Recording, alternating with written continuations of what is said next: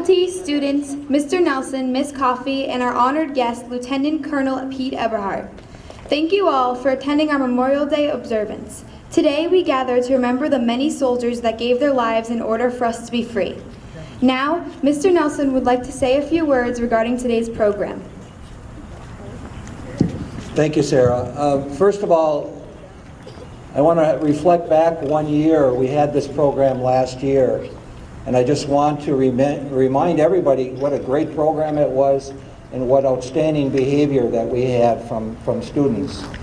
Again, this is a very serious time, and I am expecting the same type of a behavior, and I know the program will be equally as entertaining and good.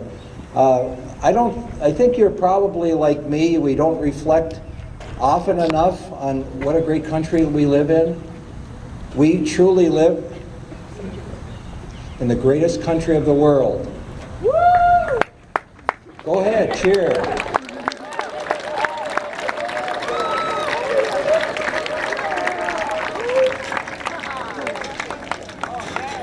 How lucky we were born in the United States of America, or some of you that have come from other countries to now live in the United States of America.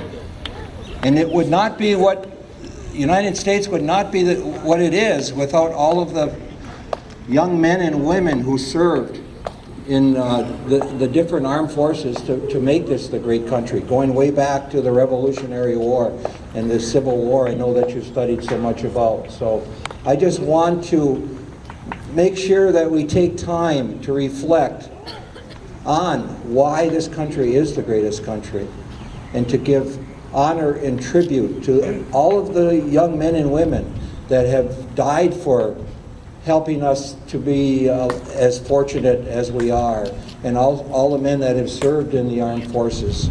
We just owe them so much. I want to give a special recognition to Lieutenant Pete Eberhardt. I want us to give him a nice hand for being here.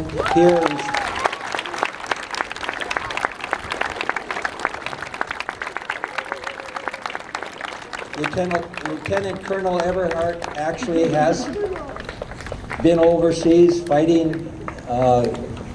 in Afghanistan and in other countries over in that area of the world, and we just like him and so many men, we're so fortunate to have that type of dedication to us. Also, I just want to thank Mr. Bork and Mr. Souza for their leadership in putting this program together, and all of the teachers that have worked to do this.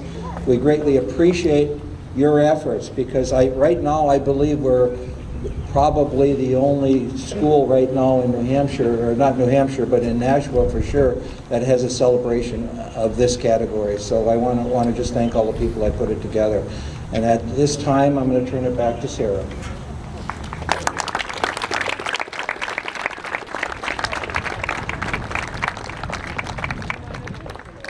Now Christina Higginson will sing the Star-Spangled Banner.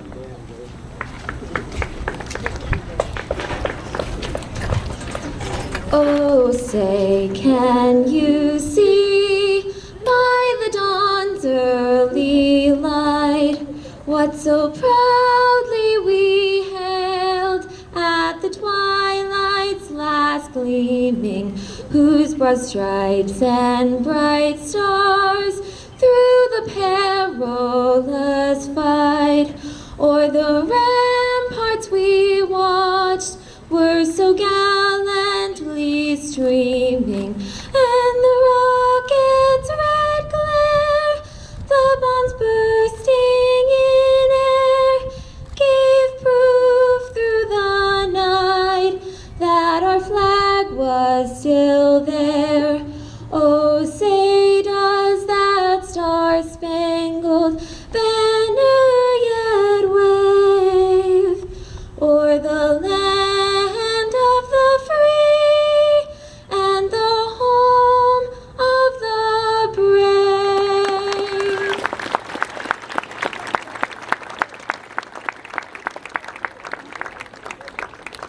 Next on our program, we will have an essay being read by 7th grader Ashley Booston.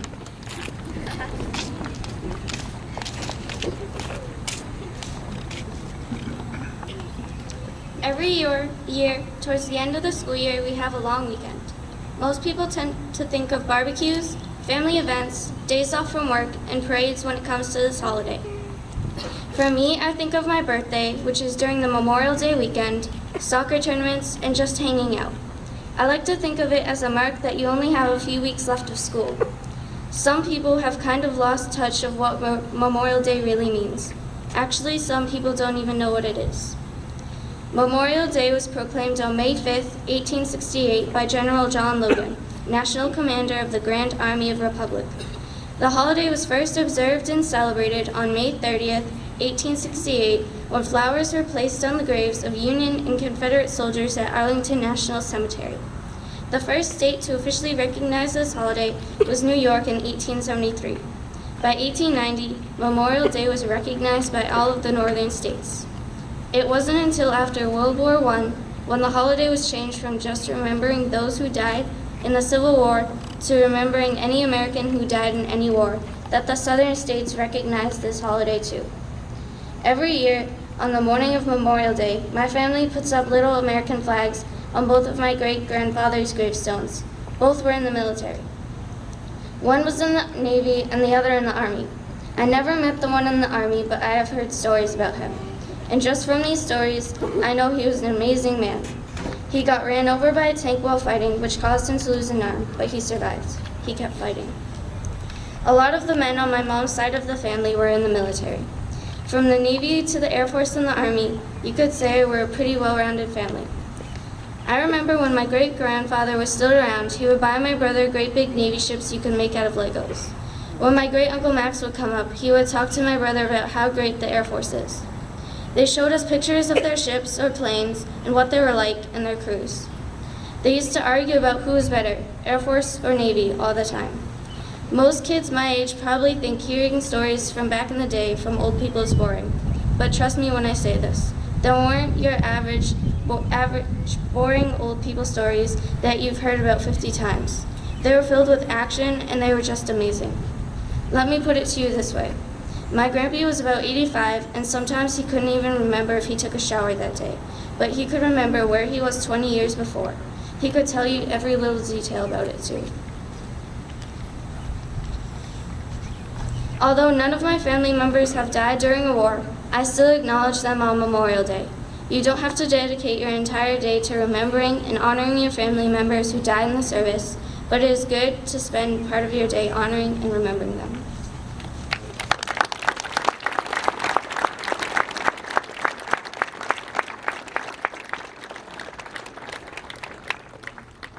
Now, sixth grader Clayton Medling will be reading a poem called Memorial Day.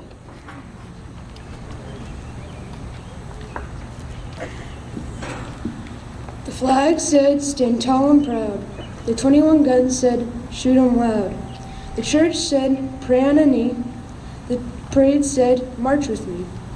The bugle said, give lots of respect. The story said, let's reflect. The memory said, remember that day. The speech said, I need to say. The badges said, for the United States. The boot camp said, I'll do what it takes. The command said, that is what I'll do. The USA says, it's up to you.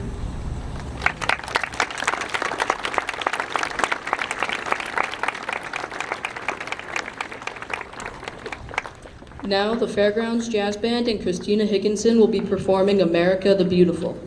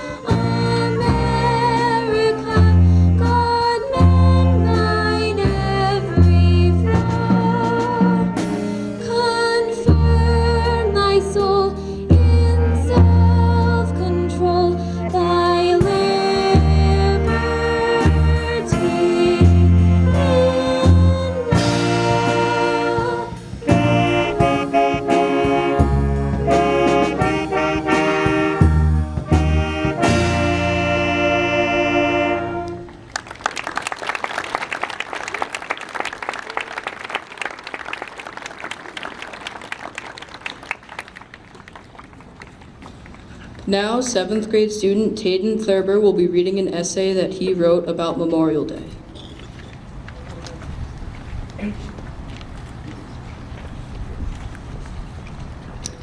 Memorial Day. It's nothing, right? Wrong. Everybody that thinks it is a day off from school or a day to sleep in doesn't really know what it's about. Memorial Day is a special holiday to some people that have lost a loved one in a war. Of course, there are cookouts and you get to hang out with your friends, but that's not what it's really about.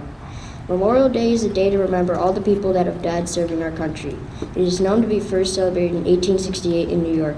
It is an annual patriotic holiday that was originally called Decoration Day. Every year it is on the last Monday of May, and by 1890 it was recognized by all the northern states. Memorial Day is a special holiday to me. Yes, my family sometimes has cookouts, but my mom also tells me about her dad that died in Vietnam when she was 4. Even though she didn't have a dad her whole life, she's still very proud of him for serving our country. He died in a helicopter crash. It was really foggy out and the helicopter crashed into a mountain. My parents have taken me to the Vietnam Memorial and I got to see his name on the wall. It was cool to see, and in some ways it told me a little bit more about him. I hope someday people will take this holiday a little more seriously. I'm not trying to say not to have fun, but just think about all the soldiers. You can go to the Memorial Day parade. That is a great way to celebrate. I hope that this Memorial Day everyone takes the time to think about and thank all the soldiers that have been fighting for us for a very long time.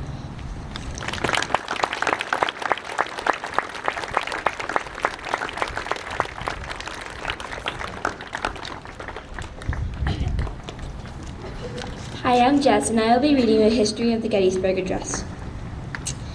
The Gettysburg Address is a speech by United States President Abraham Lincoln and is one of the most well-known speeches in the United States history.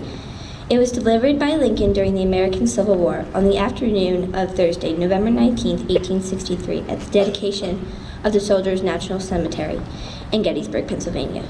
4.5 months after the Union armies defeated those of the Confederacy at the Battle of Gettysburg. Over the course of 3 days, more than 45,000 men were killed, injured, captured, or went missing. The battle also proved to be the turning point of the war. In just 272 words, Lincoln brilliantly and movingly reminded a war-weary public why the Union had to fight and win the Civil War. Now a reading of the Gettysburg Address by Colin Leary, Cole Humber, Noah Tulowski, Lily Karen, and Darren Josephson.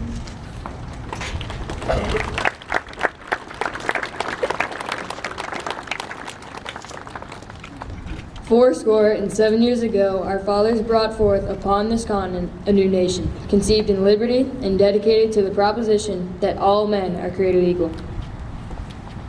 Now we are engaged in a great civil war, testing whether that nation, or any nation so conceived and so dedicated, can long endure. We are met on a great battlefield of that war. We have come to dedicate a portion of it as a final resting place for those who died here, that the nation might live. This we may, in all property, do. But, in a larger sense, we cannot dedicate, we cannot consecrate, we cannot hallow this ground. The brave men, living and dead, who struggled here have hallowed it far above our poor power to add or detract. The world will little note nor long remember what we say here, while it can never forget what they did here. It is rather for us, the living, to stand here. We here be dedicated to the great task remaining before us, that from these honored dead we take increased devotion to that cause which they gave the last full measure of devotion, that we here highly resolve these dead shall not have died in vain, that the nation shall have a new birth of freedom, and the government of the people, by the people, for the people, shall not perish from the earth.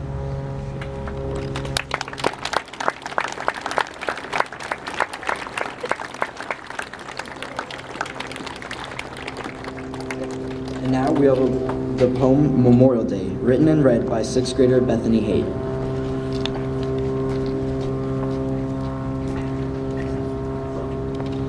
Today is a day to pray, to be thankful in every way. We got independence from those who lost their lives. Oh, don't you remember? They fought for our country out of the love in their hearts. We have freedom and life. What more can we ask? So today is a day to pray and to be thankful in every way. We decorate the graves of those who lost their lives. How hard is that?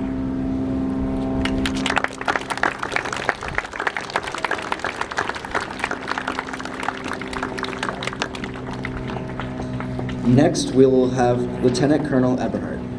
Lieutenant Colonel Eberhard was commissioned into the U.S. Army as an officer in 1992 from the University of New Hampshire ROTC program. He currently serves as the operations officer for the Army Medical Command in Falls Church, Virginia.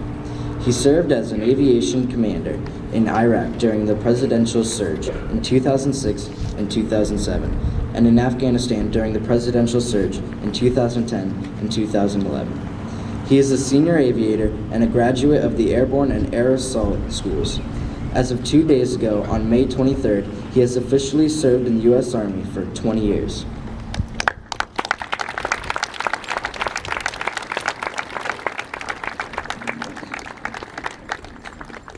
Hey, thank you for having me here. First of all, I want to say it's a great day to be an American. It is a great day to be an American soldier. Can you hear me in the back over here? Okay. Looking around today, you know, I've got a speech here, and I'm not really good at reading speeches or whatever, but I do want to say thank you for having me here. I'm so proud to be able to see this ceremony and all these folks come out, listen to the band and the singers and the I was about to say soldiers, the troops here giving their talks and their readings. It's very inspiring, and you know, it's a little bit emotional for me to see it. So let's give them a round of applause.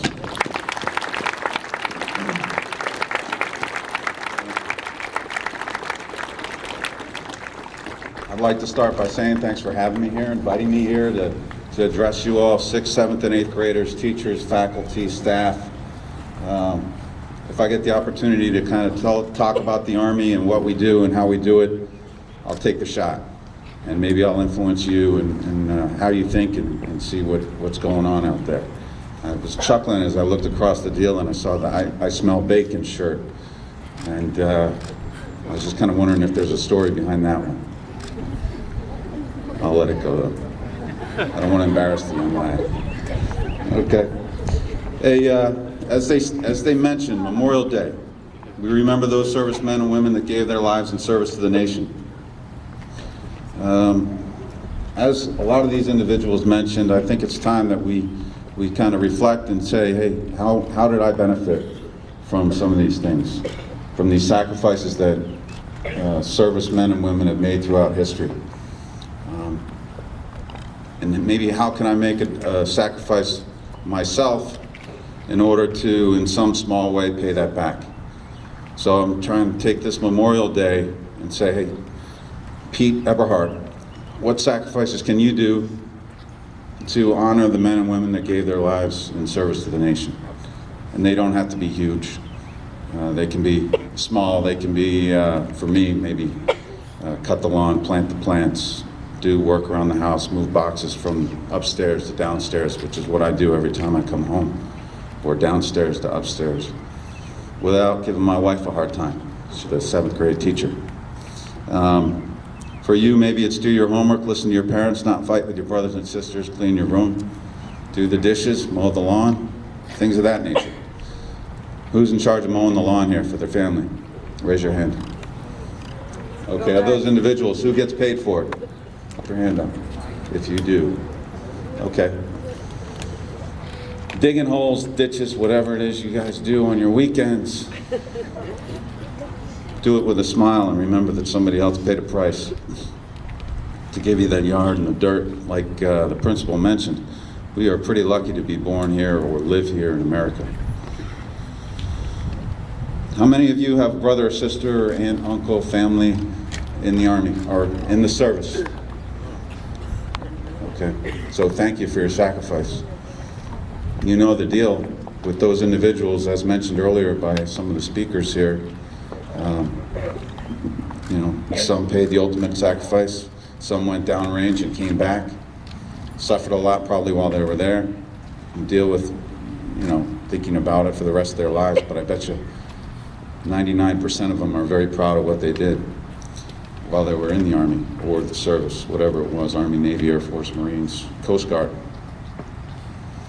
So when I'm driving around DC where I'm stationed now, particularly on weekends, I'm a geographical bachelor. That means I live down there, my wife lives up here. It's tough.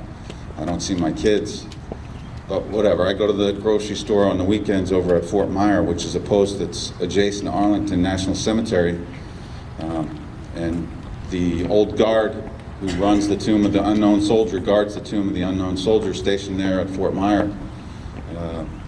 Anyway, every weekend I'm driving right past Arlington Cemetery. And it always strikes me, the symmetry of the gravestones. In the wintertime, the brown lawn are covered with snow.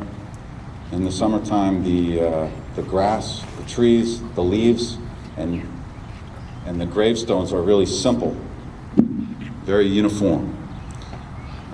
Very similar white gravestone, if you haven't seen Arlington or pictures of it, and there's just a lot of them. And it stretches for, all the way up that hill, over that hill, you can't see it anymore.